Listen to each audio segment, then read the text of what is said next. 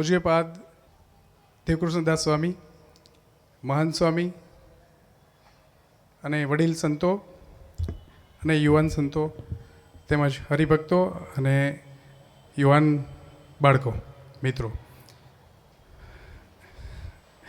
મને ગુરુકુળની અંદર આજે અમૃત મહોત્સવ નિમિત્તે આવવાનું થયું અને મંગલ સ્વામીના 2 દિવસ ત્યાં થોડો આગ્રહ હતો, પુનિતભાઈ આવી જ જાઓ, એટલે હું થોડો વ્યસ્ત બહાર હતો એટલે નથી આવી શક્યો. પણ મંગલ સ્વામીને કીધું મને કોઈ ઉદ્બોધન માટે હું ઘણો બધો નાનો પડીશ કે કાંઈ કોઈને કેવું હશે તો પણ હું સંતોના સાનિધ્યમાં ઘણું બધું મારું થશે નહીં, પણ આપણે એક પારિવારિક ગુરુકુળની ભાવનાને વાતું કરવા માટે સંતોની સાથે અને યુવાન મિત્રો અને વડીલોની સાથે આવવાનું હોય તો સ્વાભાવિક રીતે મને ખૂબ જ આનંદ થઈ જાય. મિત્રો, મને એક અફસોસ એ વાતનો છે કે હું ગુરુકુળનો વિદ્યાર્થી નથી. જો હું ગુરુકુળનો વિદ્યાર્થી હોત તો હજી પણ ક્યાંય સાંસ્કૃતિક લેવલથી, બિઝનેસના લેવલથી હું આનાથી ક્યાંય પણ આગળ પહોંચી ગયો હોત. આ બાળકોને મારે તો ખાસ એ કહેવું છે કે આ એટલા નસીબદાર છો દીકરાઓ કે તમને ગુરુકુળ મૈયાનું સાનિધ્ય મળ્યું છે. આપણી ગુરુકુળ અને સંતોની જો વાત કરીએ તો ચંદ્રમાંથી અને ચંદનથી પણ જો શીતળતા આપે ને તો આપણા સંતો છે, વડીલ સંતો છે. અમને પણ ક્યારેક ક્યારેક એમ થાય કે હવે ધંધાના બિઝનેસથી કંટાળી ગયા છીએ તો ગુરુકુળ મૈયામાં સંતોના સાનિધ્યમાં આવીને એટલે અમને આખો થાક ઉતરી જાય અને અમારી આખી બેટરી ચાર્જ થઈ જાય. બંને ભાઈઓ કાંઈ જ કામ ના હોય તો ગુરુકુળ મૈયાના દર્શન કરી સંતોના સાનિધ્યમાં આવી એટલે આખો અમને થાક ઉતરી જતો હોય છે. એટલો આનંદ થઈ જાય સંતોને મળીને. હું જો આપણે ખાલી વાતો જ કરવાની છે, બીજું કાંઈ નથી. ગુરુકુળ આપણે જ્યારે અમૃત મહોત્સવના આંગણે ઊભા છીએ ત્યારે દરેક હરિભક્તો અને બાળકો અને બહેનો અને મારે જે ગુરુકુળના અનુભવ થોડાક કહેવા છે. થોડીક અતિશયોક્તિ લાગશે પણ હું જ્યારે ભાયાવદર ગુરુકુળ થયું ત્યાં સુધી આ ગુરુકુળના પરિચયમાં જ નહોતો, સંતોના કોઈ પરિચયમાં જ નહોતો. ભાયાવદરની અંદર ગુરુકુળ થવાથી મારું વતન ભાયાવદર એટલે હજી સરસ કાર્ય થતું હોય તો એમાં અમારી જોડાવાની ઈચ્છા હોય અને સંતોના નજીક આવવાની ઈચ્છા ભાયાવદરના ગુરુકુળથી ખૂબ જ થઈ. અને જે વાત કરીએ ભાયાવદરના ગુરુકુળની તો સ્વામી હમણાં જ મારે ભાયાવદર એક જવાનું થયું તો એક અમારે રબારી પરિવારમાંથી એક ભાઈ તરત જ આવ્યા, પુનિતભાઈ, જય સ્વામિનારાયણ. મેં કીધું જય સ્વામિનારાયણ. શું છે? બહુ આનંદની વાત તો એને એ કરી કે મારો દીકરો ભાયાવદર ગુરુકુળમાં ભણવા એડમિશન લીધું છે અને 4 વર્ષથી ત્યાં ભણે છે.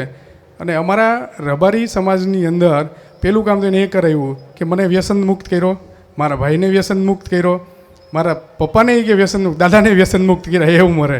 એટલે આટલું મોટું કાર્ય જો આટલી ગુરુકુળ ભાયાવદરમાં આવવાથી અનેક પરિવારોના દીકરાઓ ભણવાથી આટલું સરસ કાર્ય થતું હોય તો આપણે આ ગુરુકુળ મૈયાના કાયમી માટે ઋણી છીએ.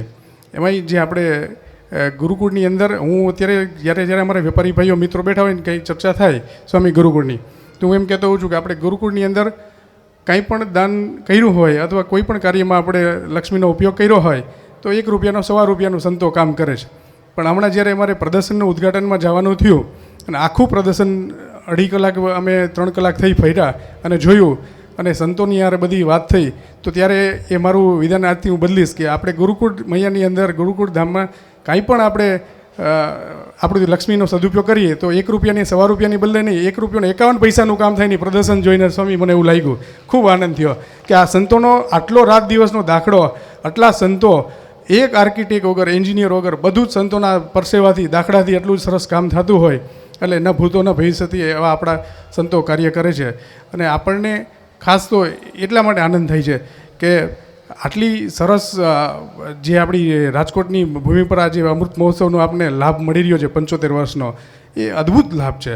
એટલે આપણે એમાં હરિભક્તો, વેપારીઓ અને અગ્રણીઓ જે કંઈ આપણે એમાં તન, મન અને ધનથી જોડાવાનું છે અને બધા જોડાયેલા જ છે એ ખૂબ જ આપણે કહેવાય ને કે નસીબવાળા હોય તો લાભ મળે, નસીબ હોય તો લાભ મળે. આપણે 1 રૂપિયાનું દાન ક્યાંય પણ આપીએ સારી સંસ્થામાં તો આપણે ઠાકોરજી રાખતો જ નથી, પાછું રિટર્ન કરી અને અનેક ગણું આપણને આપે છે. એટલે હમણાં જ્ઞાનપ્રસાદ સ્વામીએ મને કીધું છે 24 તારીખે ખાસ પુનિતભાઈ તમારે હાજર રહેવાનું છે અને કન્યા ગુરુકુળના સુરત અને આપણું રાજકોટની બાજુમાં ત્યાંનું બેયનું ભૂમિપૂજન છે, ખાસ હાજરી આપવાની છે.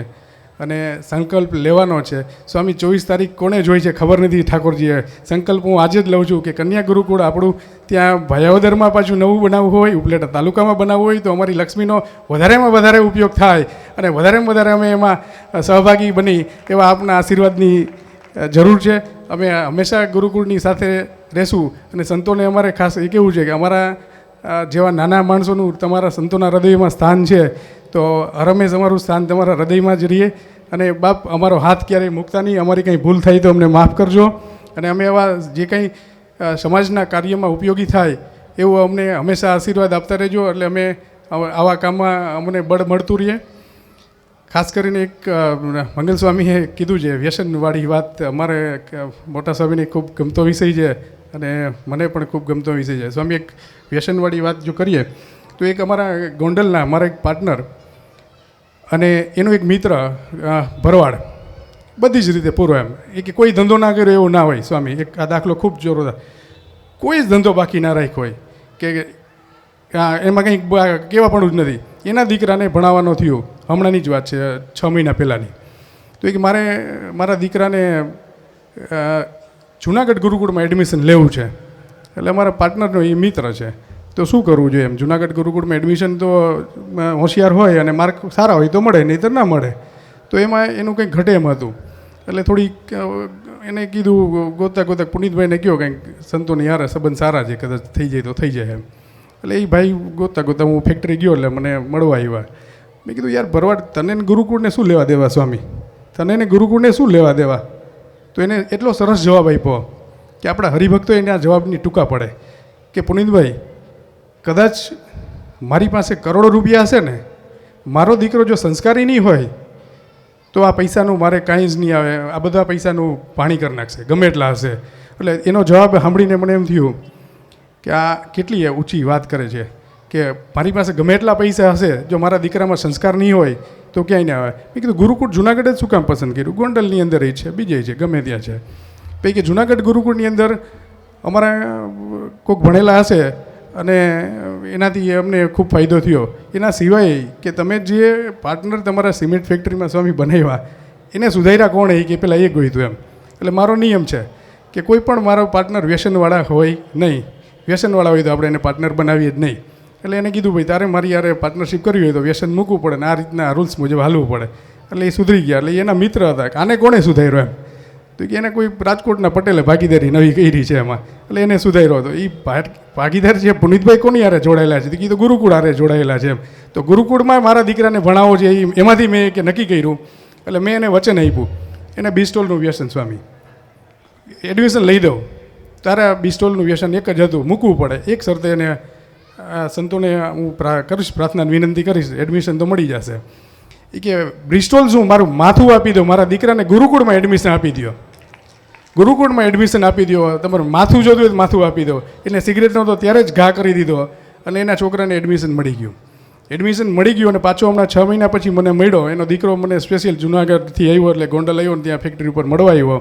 અને એના આચાર વિચારમાં એટલો બધો પરિવર્તન આવી ગયો છે કે હું, એના પપ્પાએ એવું કીધું કે હું મારી જિંદગી જીતી ગયો છું. 6 મહિના હજી ગુરુકુળમાં ભણ્યો, 11મા ધોરણમાં, ત્યાં કે મારી જિંદગી જીતી ગયો છું. પુનિતભાઈ તમે એટલું મોટું કામ કરી દીધું છે. એટલે આપણા બાળકોને તો જે પહેલા ધોરણથી જે ગુરુકુળ મૈયાનું સાનિધ્ય મળે છે, એટલા બધા નસીબદાર છો દીકરાઓ તમે કે એની કોઈ વાત જ ન થાય. એટલા બધા આપણે નસીબદાર છીએ. એટલે આપણે ખૂબ આ સંતોના સાનિધ્યમાં આપણે રહેવાનું છે અને સારા કાર્ય આપણે કરતા રહી. અને મારી એક બધા જ હરિભક્તો જ્યાં દેશ વિદેશમાં અને રાજકોટમાં જે બધા સાંભળે છે એને એક વિનંતી ખાસ કરવાની છે કે સંતોનો આટલો બધો દાખલો છે, આટલો બધો દાખલો છે કે એને આપણા પરિવારની ચિંતા કરે છે. સંતોને આટલો બધો 75 વર્ષ સુધી દીકરાઓને ભણાવ્યા, સતત ચિંતન શિબિર થઈ, એમાં પણ મારે જવાનું થયું હતું. તો આપણે દીકરીઓ માટે શું કરવું? તો દીકરીઓની ચિંતા થઈ સંતોને કે તમે બધા ગૃહસ્થો બધા ભેગા મળીને સંભાળો તો આપણે દીકરીઓને પણ હારે આગળ આપણે સંસ્કાર સાથે શિક્ષણ આપી શકીએ. એટલે સતત સંતો આપણા પરિવારોની ચિંતા કરતા હોય છે, તો આપણે પણ આપણા સંતોને હારે રહેવાની આપણી પણ એક ફરજમાં આવે છે. એટલે સંતોને આપણે ખૂબ જ દાખલો કરતા હોય તો આપણે સંતોને ખાસ તો એવું છે કે આપણો ગુરુકુલ પરિવારના એક હરિભગતનું ઘર વ્યસનવાળું ના હોવું જોઈએ, દરેક વ્યસન મુક્ત હોવું જોઈએ. એટલે આપણે સંતોને હારે સંતોને રાજીપા કરવા માટે આપણે દરેક પરિવાર 75 વર્ષ આપણા અમૃત મહોત્સવ ઉજવવા જઈ રહ્યા છીએ ત્યારે તો દરેક એક સંકલ્પ કરવાનો છે કે આપણા ગુરુકુળ પરિવાર હારે જોડાયેલો એક પણ વ્યક્તિ વ્યસનથી હોવું જ ના જોઈએ એમ. ગુરુકુળનો વિદ્યાર્થી એટલે વ્યસન મુક્ત વિદ્યાર્થી, ગુરુકુળનો હરિભગત એટલે વ્યસન મુક્ત હરિભગત, ગુરુકુળનો બિઝનેસમેન જોડાયેલો તો વ્યસન મુક્ત બિઝનેસમેન. એટલે આપણે ગુરુકુળનું નામ હજી પણ આનાથી ઉપર લઈ જવાનું છે, હજી પણ આપણે આગળ વધવાનું છે, બધા સાથે રાખવાનું છે. પણ જ્યારે ક્યારે કે આપણે તંદુરસ્ત હશું તો આપણે સર કરશું. એટલે વ્યસન મુક્ત આપણે એટલા બધા માટે શું કહેવાય છે કે આપણે થઈએ અને કરીએ બધાને. મારે એક નાનકડો એવો દાખલો કીધો છે. ભાઈઓદરની જ્યારે અમે ભાગવત સપ્તાહનું આયોજન ગુરુકુળે કરેલું, છેલ્લા દિવસે યજ્ઞ હતો. યજ્ઞમાં બધા જ અમારા મિત્રો અને ભાઈઓ બધા બેઠા હતા યજ્ઞમાં. મોટા સ્વામી ત્યારે પધાર્યા હતા, ત્યારે એમના આશીર્વાદ લેવડાવ્યા. લગભગ કોઈ 4-5 ફાંકી ખાધું હતું, કોઈ 8-10 ફાંકી ખાધું હતું, કોઈ તમાકુનું વ્યસન હતું. એ મને યાદ છે 16 થી 17 બધા અમારા દોસ્તારો મિત્રો મામાને એવા બધા હતા. એના સ્વામી આશીર્વાદ લેવડાવ્યા અને બીજે જ દિવસથી તે જ દિવસથી 17 જણાને આજ દિન સુધી એને વ્યસન યાદ આવ્યું એવું નથી. એટલે મોટા સ્વામીના આટલા બધા આપને ખાલી આપણી ઈચ્છા હોવી જોઈએ જરાકે કે આપણે વ્યસન મુક્ત થવું છે, તો સંતોના સાનિધ્યમાં આપણે પહોંચી જાય તો આપણે ઓટોમેટિક એમના આશીર્વાદથી વ્યસન મુક્ત બનીએ છીએ.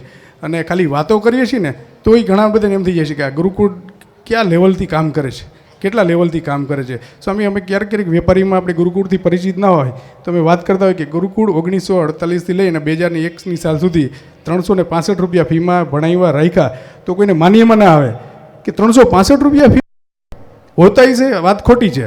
ત્યારે મેં આખી માંડીને વાત કરી તો ત્યારે એને ખબર પડે કે આટલી મોટી સંસ્થા આટલું કાર્ય કરે છે. એટલે ઘણા બધાને આપણા ગુરુકુળથી ખબર તો નહીં, એને પણ આપણે પરિચિત કરાવીએ અને આને પણ આપણે ગુરુકુળની સાથે જોડીએ તો આપણે વધારેમાં વધારે કામ કરી શકશું, વધારેમાં વધારે આપણે બધાને જોડી શકશું અને વધારેમાં વધારે આપણે આમાં પવિત્ર ગંગામાં આપણે આહુતિ આપી શકશું. એટલે વધારે વાત નથી કરવી. ખાસ તો સ્વામીએ વ્યસન મુક્ત માટે, જો કે અહીંયા તો કોઈ બેઠા જેવા કોઈ છે જ નહીં, પણ મારી 2 હાથ જોડીને બધાને વિનંતી છે કે આપણા પરિવારની અંદર, ગુરુકુળ પરિવારની અંદર તો કોઈ જ હરિભક્ત વ્યસન મુક્ત વ્યસનવાળો હોવો જ ના જોઈએ. અને આપણે વ્યસન હોય તો પણ મોટા સ્વામીના આશીર્વાદ લઈ અને આપણે વ્યસન મૂકવાનું આપણે થોડું કાર્ય કરવાનું છે. અને ઘર એક મંદિર બની જાય છે. જ્યારે એક વ્યસન વ્યક્તિ પાસે ના હોય ને, વ્યસન ના હોય એટલે એ ઘર મંદિર બની જાય છે. એટલું મોટું કામ છે. એટલે વધારે વાત નથી કરતો, ઘણો સમય થઈ ગયો છે. સ્વામીને ખૂબ વાતો કરવાની મને મોકો આપ્યો એ બદલ ખૂબ ખૂબ આભાર. બધાને મારા જય સ્વામિનારાયણ.